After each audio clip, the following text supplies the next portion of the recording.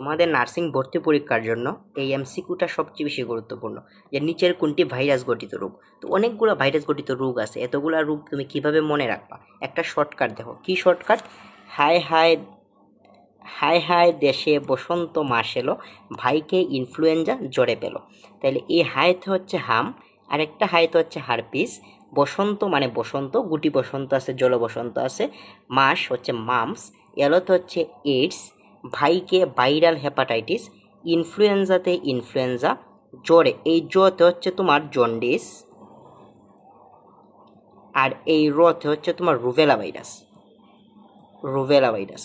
ঠিক আছে, আর পেলোতে হচ্ছে পোলিও ভাইরাস। কেমন? তাহলে দেখো, হাইতে হচ্ছে হাম, আর আরেকটা হাইতে হচ্ছে হারপিস, বসন্ততে হচ্ছে বসন্ত, মাসতে হচ্ছে মামস, এলোতে হচ্ছে এইডস, আর বাইতে হচ্ছে ভাইরাল হেপাটাইটিস, ইনফ্লুয়েঞ্জা হচ্ছে ইনফ্লুয়েঞ্জা, আর এই জোতে হচ্ছে জন্ডিস, আর রতে হচ্ছে রুভেলা ভাইরাস, আর পেলোতে হচ্ছে কি পোলিও ভাইরাস। কেমন? তাইলে আমরা শর্টকাটটা কি শিখলাম ভাইরাস গঠিত রোগের? হায় হায় দেশে বসন্ত মাস এলো, ভাইকে ইনফ্লুয়েঞ্জা জ্বরে পেল।